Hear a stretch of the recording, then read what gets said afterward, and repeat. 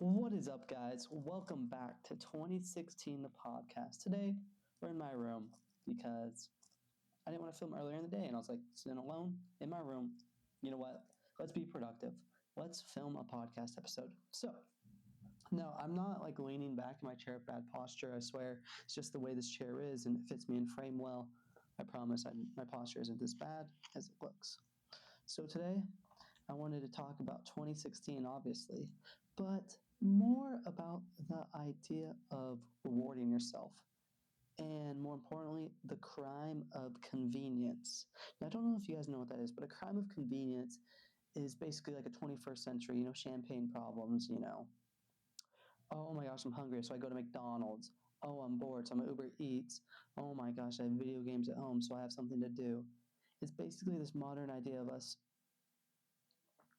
kind of being plagued by how easy the world is and how us in America specifically have it easy, and we can just anything we want we can basically generate, even if probably shouldn't buy it, shouldn't afford it, we can still most likely get it with a line of credit, refinance the home. Like, most things aren't unattainable to some degree, and combining this crime of convenience with rewarding yourself, I just wanted to talk about how I am trying to manage this idea of rewarding myself with self-fulfillment, and also bouncing it back to 2016, trying to think about why I didn't have these problems back then. So what was my natural solution compared to now? Because I'm going to be honest, I am plagued by the internet. I'm chronically online. And so starting today, actually, is the first day of my dopamine reset. I was listening to Diary of a CEO, and they had the guest, oh my gosh, what was her name? Dr. something, but she was talking about dopamine and the rats and environments, and how they're addicted to Coke, and it's a long story. It's a great podcast, so you should listen to it. But basically, it was saying how we rely on social media for our dopamine, so much so that we kind of like don't have that natural release anymore. And so my goal is trying to get that natural dopamine back, which I don't know when I lost it. So we're kind of traveling back. One could say in 2016, I had the natural dopamine. That's why it was so good. Maybe post 2016, because of the internet, we all lost our natural dopamine. Who knows? That's why I'm trying to reset it. So I deleted Instagram. I deleted Snapchat. I still have streaks on Snapchat, and I deleted it. That's how much I'm into this. I'm going to lose a 700-day streak. RIP. Oh well, they don't listen to the podcast, so who cares, TikTok, I still have it downloaded, but I'm not using it. Because I still need to practice a little bit of willpower. So I have Twitter and TikTok downloaded, but I haven't deleted them because those ones are too hard to log back into, and in 4 weeks, I'm going to need to log back into them. I don't want to go through all the effort, so I'm just having it on my phone still. So it's a little bit of willpower mixed with I don't want to have to log back in once I can use it. So April 8th, I'll be able to use this again, and maybe I can come back to this episode and talk about it, how I feel so much better in 4 weeks. I lost weight, more productive, buff. I have like a hot girlfriend. Fingers crossed. Who knows what's going to happen in 4 weeks. But with that, I wanted to rewind a little bit. So yeah, I'm doing dopamine detox. And how does this combine into the crime of convenience, you would say? Well, because the way we live, we get dopamine rushes from buying stuff, from posting stuff online. And I feel like it all blends together. Like, we're addicted to the internet. It's a crime of convenience because we get dopamine so easily on it. We wake up and scroll, and that's a dopamine rush. This morning I woke up, I couldn't do that. I was like, the morning sucked. I had to drink coffee this morning because I didn't have my dopamine rush from scrolling on TikTok, which is insane that gives me a rush and energy. Honestly, dopamine obviously doesn't transition to energy, but I think a happy feeling, I transition that to energy personally, because if I'm feeling good, I'm feeling happy, I'm feeling active. So that's my connotation there. I don't know if the scientists will agree, but we'll just go with it.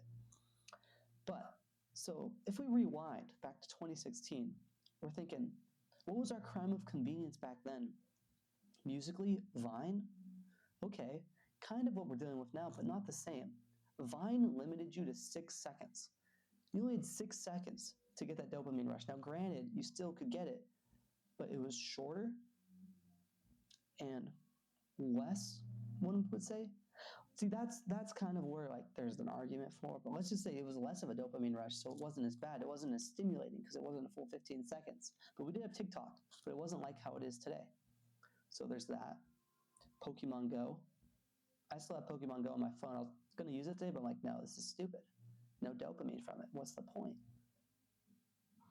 But I feel like the big thing, especially for me, because I'm younger, I'm 23, I'm kind of old unk, but the dopamine I got as a kid, I think, was from playing sports, being with my friends. And now that I'm in my 20s, post high school, really, honestly, all throughout college too, it's kind of like, I think it slowly starts to fade. The dopamine you get from it is from playing sports. I mean, think about it. From like most kids from second till senior year of high school, 10 years, they're playing a sport. They're going to practice every day after school. And you get a dopamine rush, from playing that sport, hitting the ball, scoring a touchdown, etc. And then slowly but surely, obviously in college, high school, you start playing less sports, focusing on one, maybe still practicing the same. College, you're busy with school, events, you play in an intramural team, maybe play at the gym, at the rec, a little pickup. But slowly, once you reach post-grad, you kind of lose that altogether.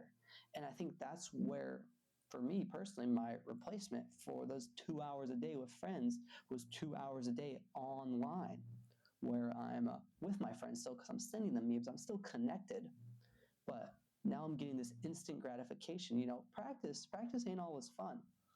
The games is where you have the fun, because you're winning, you're scoring, but we replace the practice with just games. You're always winning, you're always scoring that touchdown with this instant gratification online. And so I think that's the reward we get nowadays. Like, had a hard day at work, I'm going to go home and doom scroll for a little bit before I go to sleep. Like, what? What are we doing with our lives?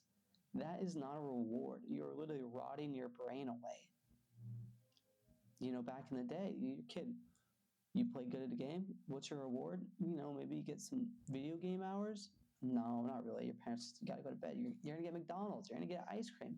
Granted, that's not any better. That's kind of a crime of convenience, but it's still better than the idea of rewarding yourself with short-term technology that you're not going to retain or gain anything new.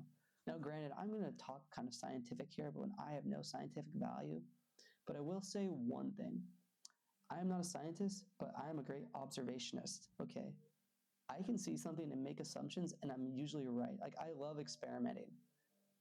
Just like throw two liquids together, see what happens, try random things. I love doing that. And so that's where I think my value comes here, because I'm good at interpreting my own situations and realizing what the cause and effect was. Everything is cause and effect. And so I think that's the whole point of my dopamine reset, is because I want to see the cause and effect and see if I'm actually a better person after, and to see if I really have the willpower to do it. But I think the first part is letting go, which I'm doing. But if I think about a crime of convenience in 2016, I think it's Vine. I think it's the same thing as the rewards nowadays. They've jumped. A crime of convenience is now a reward, but 10 years ago, it was just a crime of convenience. Like going on Vine, that was like, I can connect online with people. This is cool and funny. You can become famous on Vine now. But now the reward is watching people on TikTok. If you weren't there, I don't think you'd fully get it. But Vine and Musical.ly were so new at the time that it was just a convenience. It wasn't really a reward yet. Yes, you were enjoying your time on there, but it wasn't like a commitment. But nowadays, people want to get TikTok famous. We had YouTubers back then, but granted, it was organic. And I think that's the big thing nowadays. Like, a crime of convenience and a reward were different in 2016 because everything was organic. I think nowadays a crime of convenience and a reward are the same thing. We're just so unorganic in our just energy, our synergy, just in our connectivity to everything all together. Going back to my last episode, I talked about our environment. And I think the environment we live in today just wants you to be online. There's that people say, well, I don't know if I might be the only one going down this rabbit hole, but there's whole talk about how the smartest people in the world aren't, figuring out how to turn water into a power source, or, make plastic renewable, or save the environment. The smartest people in the world are working for Meta. They're working for Oracle. They're making algorithms to make us more addicted to our phones. Like, what? That is insane. That is crazy. And it's been going on for a while, but like, what happened since 2016, guys? Like, we have fallen off bad. Like, we're addicted to our phones. We all hate each other, even though we're more connected than ever, which makes no sense. You think since we're all connected, we would all be more understanding, but it divides us even more. Now, granted, I think the younger generation can have more philosophical topics and debates compared to older generations who are very just one line with whatever they watch, whatever they do. And I think it's honestly, it's weird because I think there's a generational divide for the crime of convenience. Like I think for younger kids, people my age, I think there's some of us, there's outliers who can consume a lot of short form media, and still be able to engage and just have a good time and learn. But older people, I think their algorithms, granted, I'm speaking for everyone, but I'm sure there's a lot of dummies my age, they kind of get lost in the sauce where you see stuff online and you just get stuck to it. And I think that's the problem is we're stuck. That's the best way to put it, I think. It is such a weird thing. Like, I'm genuinely, I think I used to reward myself. This is a good one. Like 2016, I would reward myself by making my mom move the car and I would get to go shoot hoops in the backyard and in the driveway. Like I had fun doing that. I was outside. Like granted, could I still do that now? Does that sound good? Yes, because it's nostalgic. I wouldn't just do it to do it. I would do it because I want the nostalgia feel, the dopamine from being nostalgic. And I don't know, guys.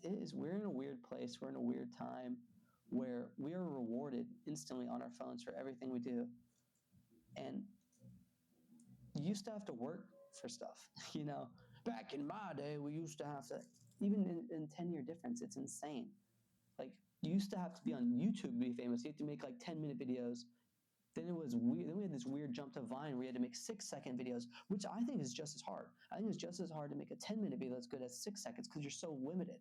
And now we went high, we went low, and now we're stuck right in the middle. We're at the TikTok era where it's 15 to a minute long videos make you famous.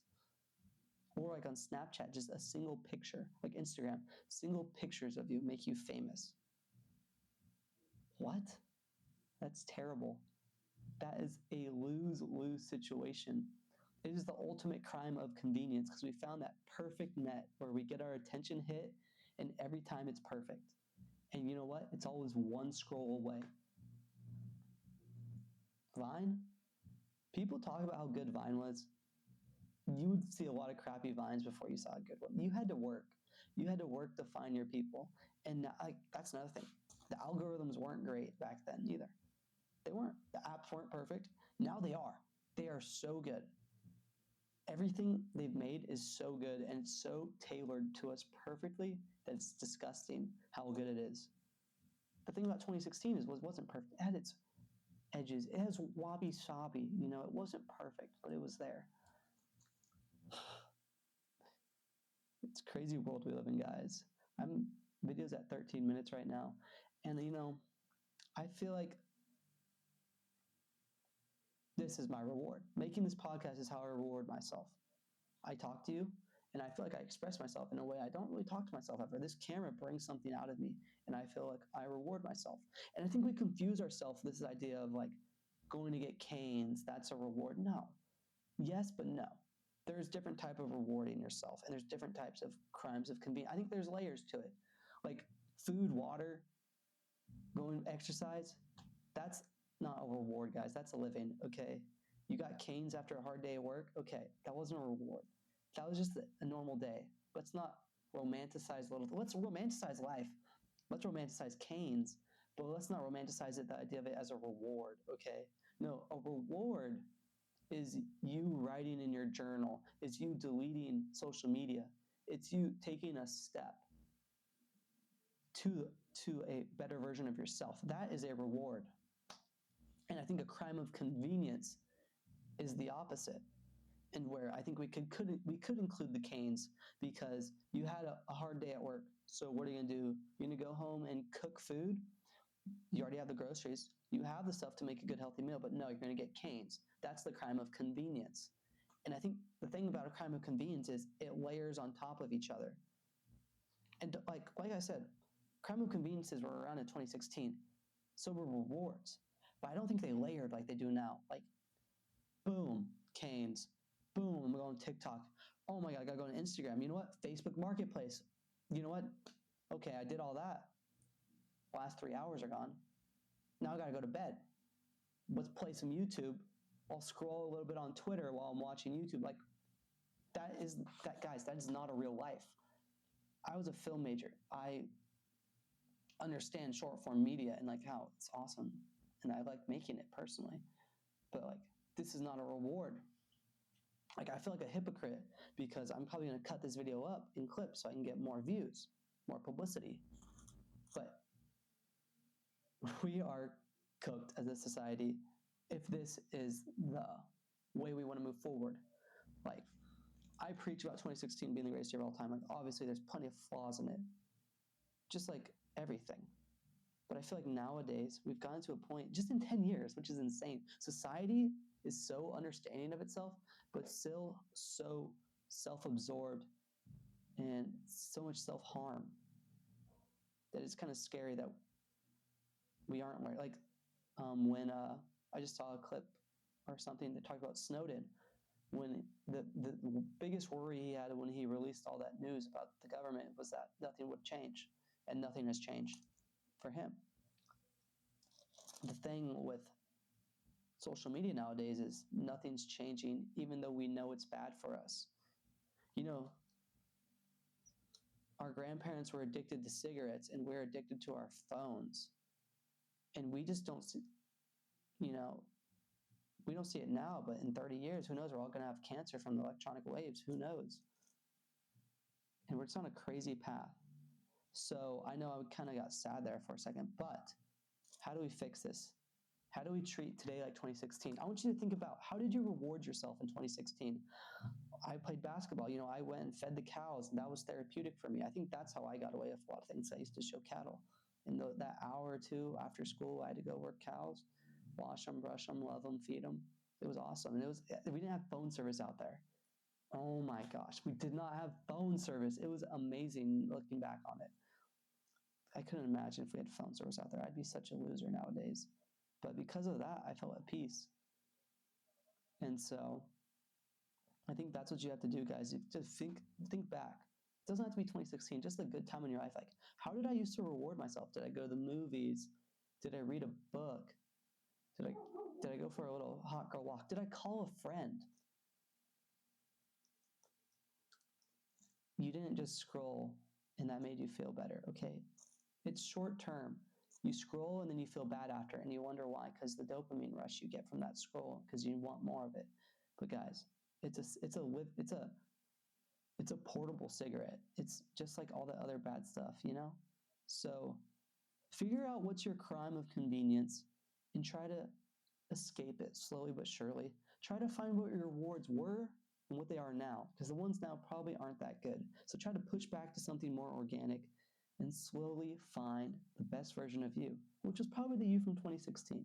So with that, thank you for listening, and reward yourself by watching more of my podcasts.